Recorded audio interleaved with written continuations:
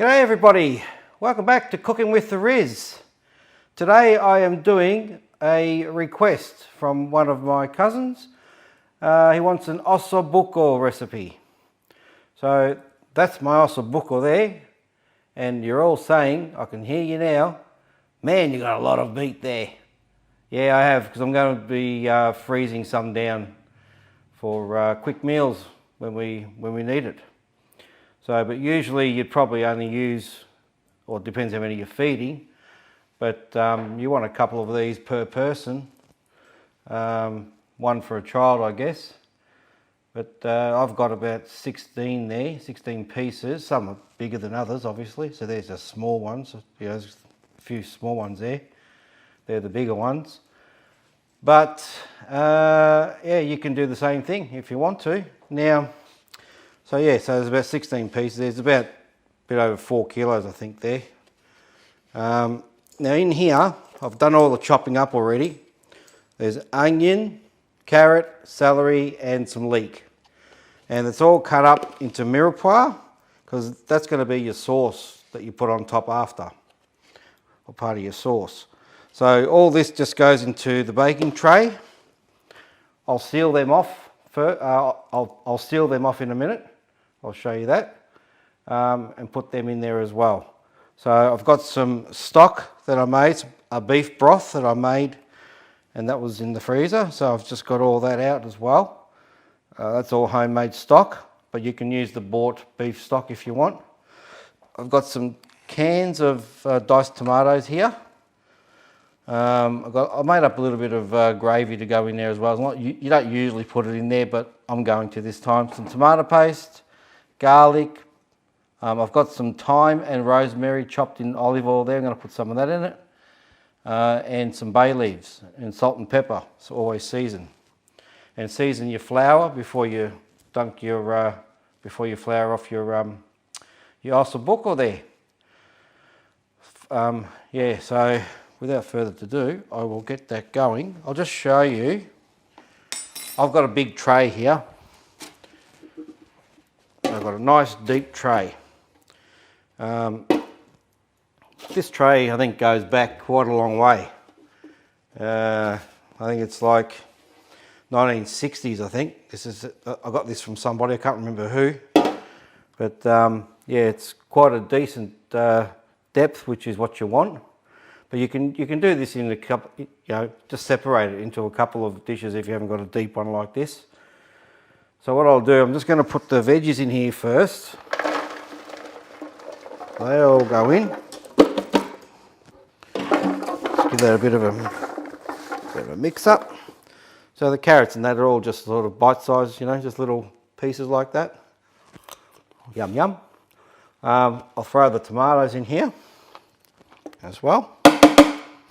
So you're basically just putting everything in except for the meat, and then in the oven, let the oven do the work. All right. So I will put a little bit of water in this cans to get the rest of that tomato out. Excuse me for a moment.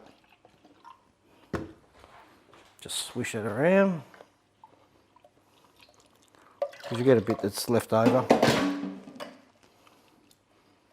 Just like that. Swishy, swishy. And tomato paste as well goes in. Oh, that was a good job. Anyway, all right. So I'll just throw this bit of gravy in here as well. Got this tomato paste. Grab a spoon. That can go in. And I've got red wine as well, which is, I'm going to deglaze the pan after I cook the meat. I'll seal the meat off. Probably enough there. I'll have the recipe, not for this amount, but I'll just do a recipe up for you, and I'll have it up here so that you can all see it and take it off there. All right. So that's that. Bay leaves go in. And put some of this in there as well. Beautiful. Rosemary and thyme. If you can get the fresh stuff, try and do that if you can. Otherwise you just have to use a dry one. That's pretty good. I'm lucky I've got a big, where my favourite fishing tackle store is, which is just down the road. There's a massive bush. There's actually 2 massive rosemary bushes there. And I go there and scab some. So when I need it, some garlic. So look at that beautiful garlic in there. Yeah. Who doesn't love garlic, eh? Like I said, I'll do a recipe up and put it up on the side for you here. All right. So that's that, and then the stock. Then give this a good mix, because you want to cover your meat in here too. So you want to be able to just make sure it's all underneath all this. So I'll mix all this up in a sec after I clean up the mess that I made. All right, I'll grab a big spoon.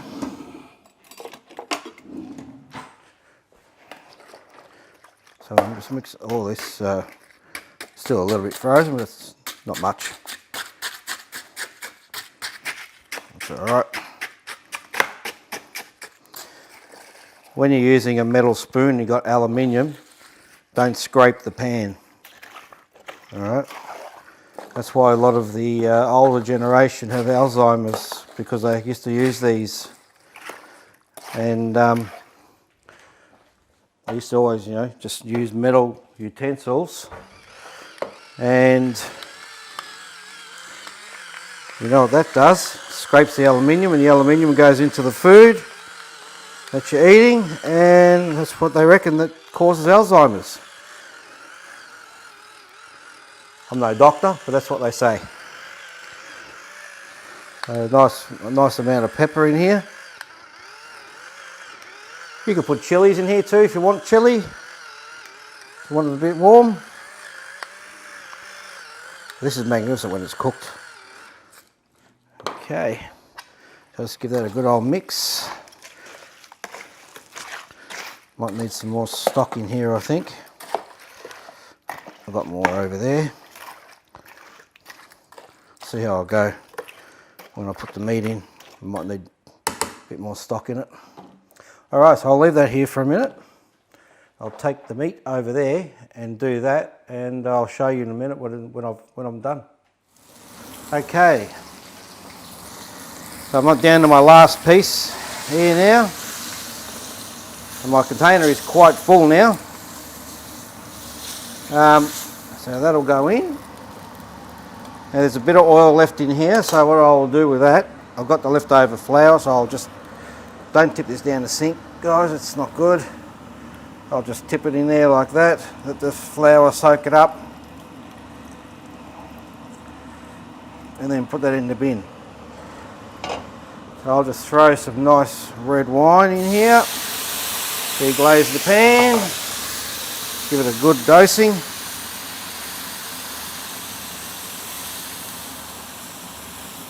All right, beautiful. So that'll pick up all the flavour off the bottom nicely, and that'll actually cook the alcohol out of the wine as well, so you only end up with the flavour of it. All right, it's the flour picking up the see, and then you just throw that in the bin, straight in the bin. That way it doesn't go down your sink and clog your sinks. Alright, how's that for a good idea? Alright, now what I've done also, because it's such a huge container, there's enough here for 50,000 people. Oh, what was that? I have just heated it up so that it cuts a bit of time in the oven. So What happened there? So yeah, so I've just heated that up. So as you can see, a bit of steam coming out. Just so it cuts a bit of time in the oven. Otherwise, it'll take forever. Being such a huge container. All right, well that's done. And there we have a beautiful red vino. That'll go in nicely. Look at that. Yes. Beautiful. Just give that a bit of a stir around. And then I will cover this and I will whack him in the oven. Gee, that wine smells good. Oh. All right. Like I said, this will take about 3 to 4 hours, being such a huge container. But, all right. So I'll just cover that with some foil.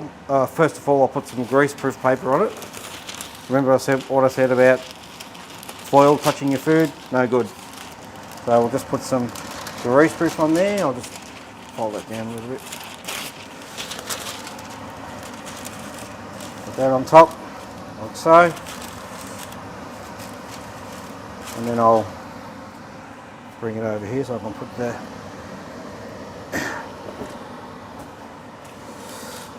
the foil on it. And Bob's your uncle and Mary's your auntie, and I'll show you the end result later.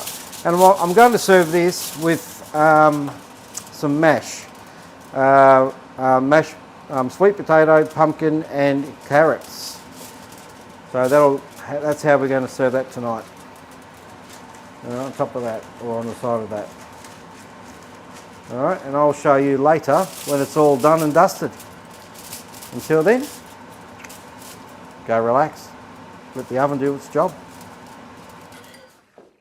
Okay, what we have here is one hell of a dish. This roasted pumpkin, Jap pumpkin, carrots and sweet potato is just got so much sweetness in there from roasting. It is just amazing. With that bit of paprika and nutmeg, salt and pepper, and that's all, and butter, of course. You got to have butter in it. It is just bloody amazing, I tell you. Now this dish here, this Osso Bucco, is just crazy good, and you will love this once you do this at home. There, put it in the oven or in your pressure cooker, and you will just die for this. It is just so good. I'll just give you a quick, I'll give you a close up to this. There you go. All right. So for the good old taste test, eh?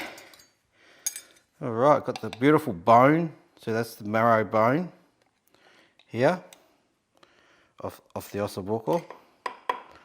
But let me just try a bit of meat here. Look at that. You can't even pick it up. It just falls off the fork. That's that tender. Oh, look at that. That is so good. A little bit of mash on it.